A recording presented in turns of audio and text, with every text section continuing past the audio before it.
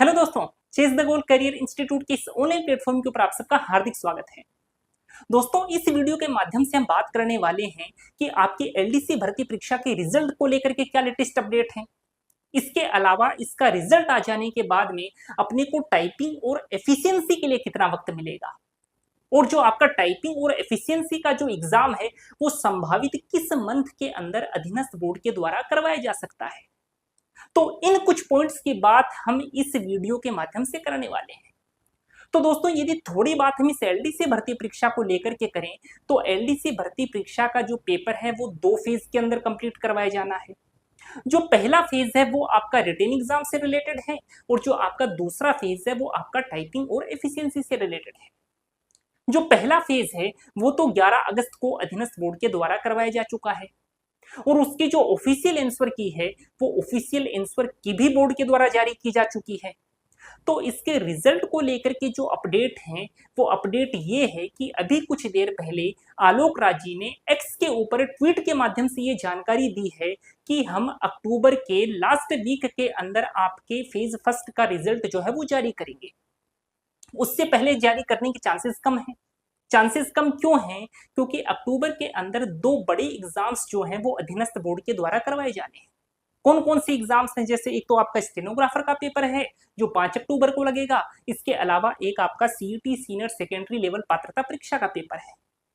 तो इन पेपर से पहले आपका रिजल्ट आने के चांसेस कम है। तो आलोक राज जी की सूचना के अनुसार आपका रिजल्ट कब आएगा? आपका जो रिजल्ट है वो अक्टूबर के लास्ट वीक में आएगा, यानी कि अक्टूबर लास्ट में आएगा।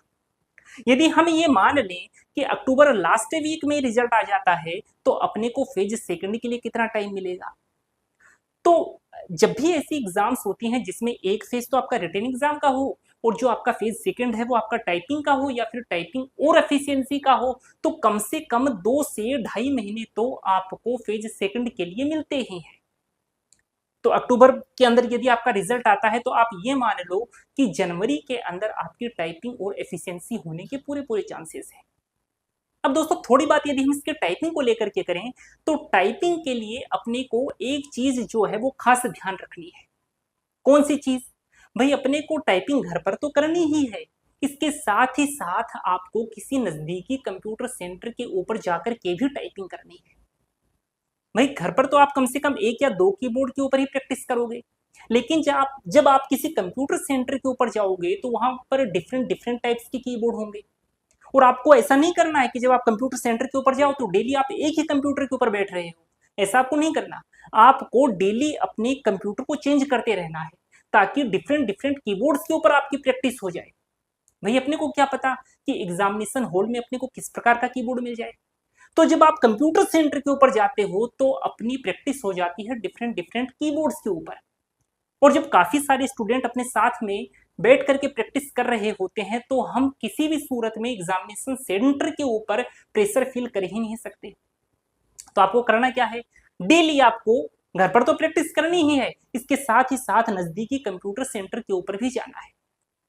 और एफिशिएंसी की बात करें, एफिशिएंसी के अंदर 50 में से 50 नंबर स्कोर करना बहुत सिंपल काम है, और टाइपिंग के अंदर आपको प्रैक्टिस करनी होगी तभी आप 50 में से 50 नंबर स्कोर कर पाओगे। और एफिशिएंसी का पूरा कोर्स हम अपने इस चैनल के माध्यम से आप लोगों तक पहुंचा भी रहे हैं। आपको किसी भी प्रकार का कोई भी पेड कोर्स लेने की जरूरत नहीं है। तो आप चाहो तो हमारे चैनल से भी वो एफिशिएंसी की क्लासेस देख सकते हो। ठीक है दोस्तों, इस वीडियो के अंदर हम इतनी ही बात करेंगे। उम्मीद करूंगा कि वीडियो आपको पसंद आया होगा। यदि वीडियो पसंद आया है तो इस वीडियो को लाइक जरूर कीजिए, और आप इस चैनल के ऊपर नए हैं तो इस चैनल को सब्सक्राइब जरूर कीजिए ताकि इस एग्जाम से रिलेटेड कोई भी लेटेस्ट अपडेट आप लोगों तक तुरंत पहुंच सके।